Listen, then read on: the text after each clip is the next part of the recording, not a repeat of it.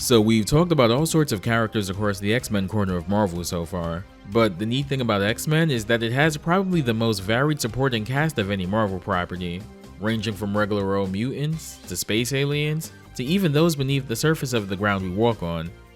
And underground, below the streets of New York City, is where you'd most likely find the Morlocks, a group of outcast mutants who moved below ground away from society. First appearing in issue 169 of Uncanny X-Men, the Morlocks were founded by Callisto, a mutant who'd been disfigured and lost an eye. Seeking solitude away from the surface world, she comes across an abandoned military tunnel deep under Manhattan and establishes what grows into the Morlock Society there. In her first appearance, Callisto kidnaps Angel in order to force a marriage with him, and the X-Men track him through the Morlock tunnels. Storm ends up engaging in a formal duel with Callisto, Storm becoming triumphant and becoming leader of the Morlocks. Among the Morlocks was a child in their care named Sarah. First appearing in issue 15 of Cable's solo book, she didn't appear to have any powers, but was looked after by the Morlocks all the same. A bit later on, the Marauders, a mercenary group working on the orders of Mr. Sinister, came to the Morlock tunnels and began a massacre, killing most of the Morlocks. Sarah was one of the few that survived, saved by a certain playing card favoring mutant, who'd unwittingly instigated the massacre by giving the Marauders and Sinister the location of the Morlocks. Sarah and the surviving Morlocks returned to the tunnels, only to be whisked away by Mikael Rasputin, the brother of Colossus, to an alternate dimension where time moves faster than in their home reality. It's here where Sarah's mutant powers began to manifest, gaining the power to accelerate and eventually control the growth of her bone structure and its density, becoming the mutant known as Marrow. She can fashion her bones into separate weapons, fire them as projectiles, or even forcibly protrude them as a defensive measure to protect her body. She also has an accelerated healing factor to facilitate this process as well, since using her powers actually causes her some physical pain, not unlike when Wolverine pops his claws. Upon returning to her home dimension, Marrow would take part in violent terrorist campaigns against surface-dwelling humans, usually encountering the X-Men. On one such occasion, she was defeated, but out of desperation, straps a bomb to herself and forces Storm to either kill her or fall back. Thing is, Marrow was actually there as a kid when Storm defeated Callisto and became leader of the Morlocks, so she should have known better about how Storm gets down. Storm quite literally rips out Marrow's heart. Luckily for Marrow, part of her mutation involved growing another heart to compensate for her metabolism going wild with her mutation. She'd continue being kept under Callisto's wing, getting up to no good until Callisto was gravely injured by a Prime Sentinel in the wake of Operation Zero Tolerance. Advising Marrow to seek out the Xavier Institute, she ends up joining the X-Men for a time. While she's not as murderous as a part of the X-Men as she was in the past, she's still one of the edgier members of this team. She initially joins because she sees it as the easiest way to wage her one-woman war against surface dwellers and to reclaim her birthright to live among them. Her abrasiveness only serves to mask her deep-seated insecurities about her appearance, seeing herself as ugly and longing to connect with someone in spite of said perceived ugliness. One such person she admires from afar in particular is Cannonball. Also notable, she holds a deep reverence for Angel. When he was kidnapped by Callisto years earlier, a young Sarah saw him in captivity, and she believed he was the most beautiful person she'd ever seen, a sentiment she still held years later. That said, she's also on the team with Storm, and there's definitely truckloads of leftover animosity between the two, to put it lightly. She appeared on the main X-Men roster for a good 2 or 3 years, and actually got something of a push from Marvel, but then she kinda just disappeared from books altogether, only making sporadic cameos here and there. She was unwittingly made into a sleeper agent by S.H.I.E.L.D. and only broke free after faking her death with the help of Spider-Man. She became part of the Weapon X program for a bit, which notably gave her more refined control over her powers, and then M-Day happened, where the vast majority of the mutant population on Earth was depowered by Scarlet Witch, Marrow being one of those casualties. The bone protrusions she still had on her body remained, but she lost control of her ability to manipulate them. She's popped up in a few other books since then, but honestly, she's one of the most underused characters out there. Even in media outside of comics, she gets shafted a bit.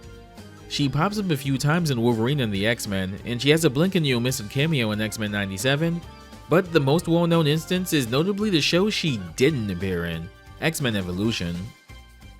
Evolution notably has an original character made for the show, Spike, Storm's nephew, and a mutant with pretty much the exact same power set as Marrow. According to the creators, this was complete coincidence, but it's kind of funny how that worked out.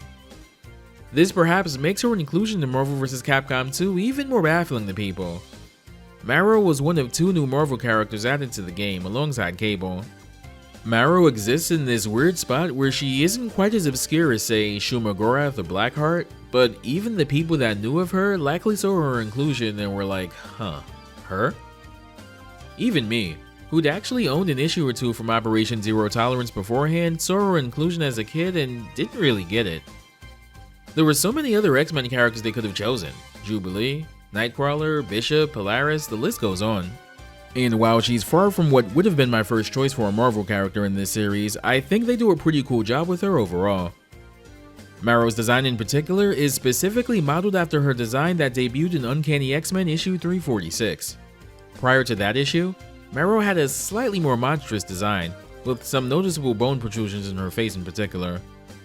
After a time displacement that saw her and Gambit sent back in time to the Skrull homeworld just before Galactus devoured it, a Skrull machine ends up giving Marrow newfound control over her mutation, along with a newer, more attractive look. Marrow is voiced in Marvel vs. Capcom 2 by Susan Hart, who also provided the voice of Cammy in all of her Versus appearances with the exception of Capcom vs. SNK 2. This one's going to be an admittedly short episode, but there's still some stuff to discuss. Let's get into it.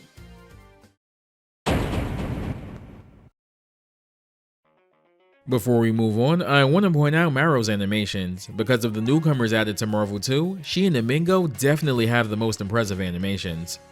Even her idle stance is pretty cool. You can see the bones protruding from her back flexing independently of her body movement. Her wind pose is also worth mentioning as well. She flings a bone directly at the screen, shattering it.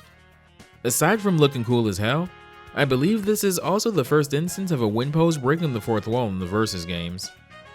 Sure, we've had characters break the fourth wall via wind quotes in previous games like Roll and Captain Commando, but this is the first time we see it done during gameplay. Marvel 3's wind poses would also pick up that baton and run with it later down the line, so it's neat to see that it continued being a thing. Marrow's a pretty unremarkable but relatively uncomplicated rushdown character overall in Marvel 2. Boomerang is a pretty good projectile for controlling space and locking the opponent down. Between her double jump and her ability to wall jump, she has surprisingly decent mobility. And she's one of the faster characters on the ground, sporting one of the better ground dashes in the game. Unfortunately, she has low health and can't take too many hits. Outside of Boomerang, most of her kit is pretty gimmicky, which means most of her assists also suck. Marrow has a pretty small moveset overall, lacking command normals of any kind and having a pretty small pool of special moves and hyper combos overall. First is probably her most well-known move, Boomerang, done with the quarter circle forward and punch. She throws out a spinning bone a short distance from her, which remains stationary and hits multiple times before disappearing. The heavy version is thrown at a diagonal angle both on the ground and in the air, while the light variation always goes forward. This is actually an okay move to end block strings with, since she gets pushed back a bit when her attacks are blocked, creating ideal spacing for this move. Paired with a good assist, this is actually kind of okay for locking the opponent down. Marrow creating bone knives and daggers is her go-to strategy when she gets into scuffles in the comics, so it makes sense to represent that here. Next is Towering Spine, done with a Dragon Punch motion and punch.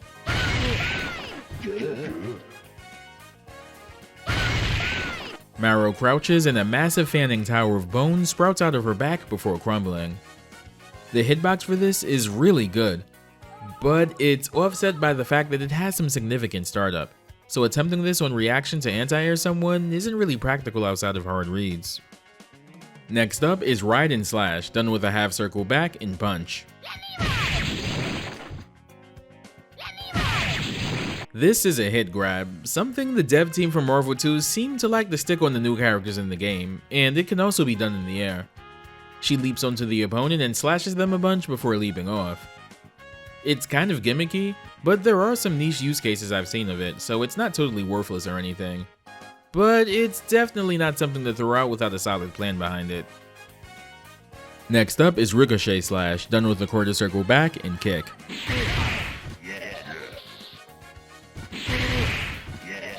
Marrow leaps back to the wall behind her and dives down at a 45-degree angle, striking multiple times.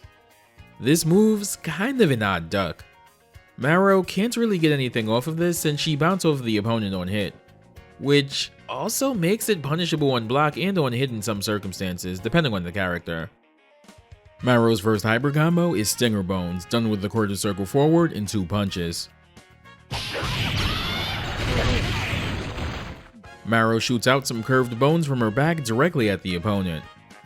This one's actually not too bad since it can be comboed into from some of her normals and it does pretty decent damage.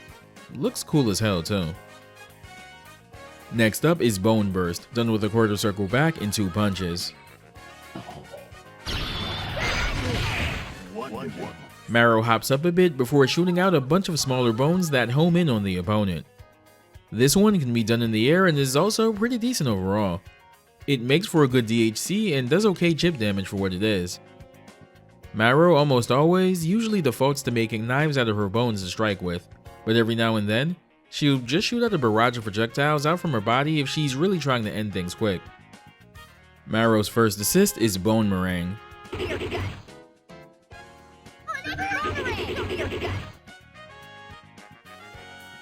Her second assist is Towering Spine.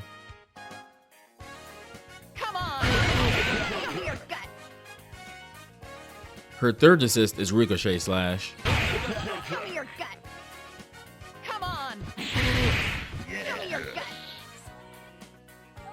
Here are all of Marrow's colors.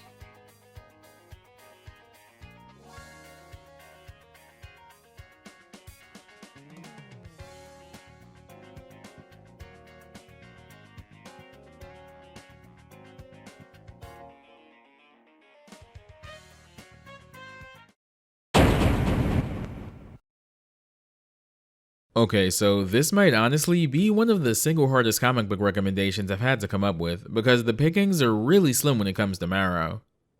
She's prominent in the late 90s, and then really only shows up sparingly in the decades after.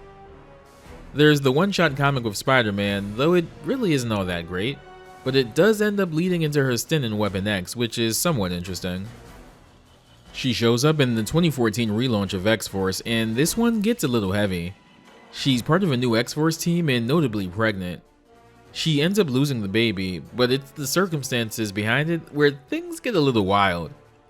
Her characterization in this arc is also a little different than usual. She's still pretty violent, but also acts a lot more childlike and immature.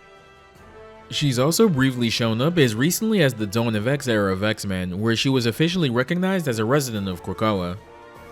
As I mentioned before, she was prominent during the event of Operation Zero Tolerance, the story that introduced Bastion and set her up to eventually join the X-Men. My original recommendation was going to be that X-Force run, but upon rereading the vast majority of her appearances to refresh my knowledge of her for this video, I decided I wanted to highlight 3 separate Marrow-centric stories that really help you get a read on her character. This video's comic book recommendation is issues 72, 74, and 79 of X-Men by Joe Kelly.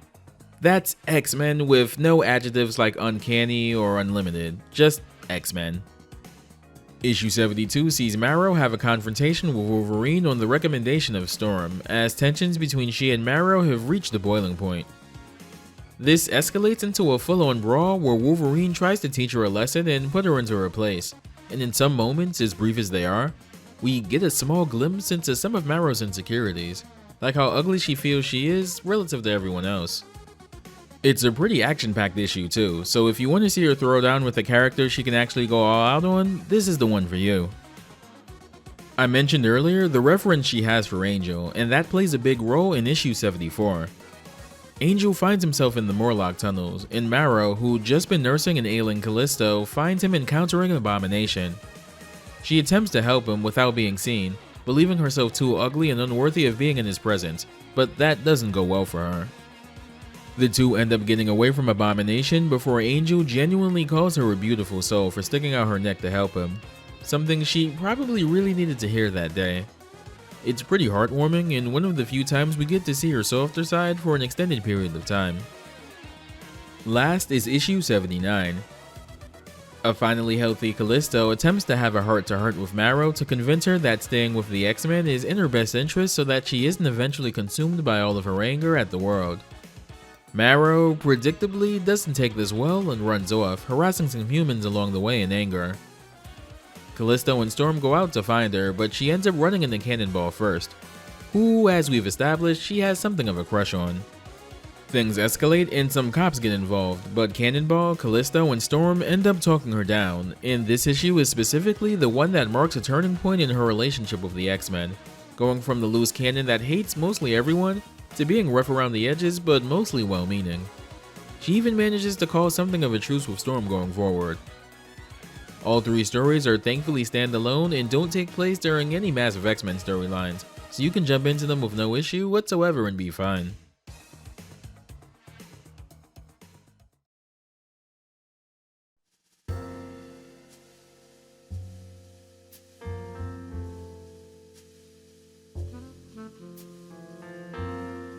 Though she's only had one playable appearance in the Versus games, Marrow kind of represents one of my favorite things about them.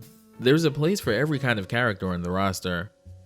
The obvious picks, the fan favorites, the super obscure ones, and even the relative nobodies. Capcom also did some pretty creative stuff with her power set. Things even more imaginative than some of the stuff she does in the comics. She's popped up a few times in some other media as well since.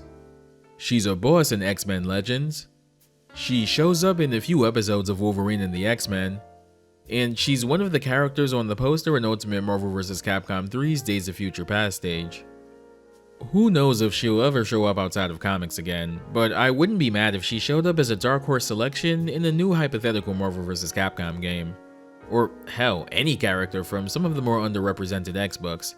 I'd be over the moon if they snuck in someone from Generation X like Monet. That's going to do it for this video. As always, take care, be safe, please be kind to not just others, but yourself, and I'll see you next time.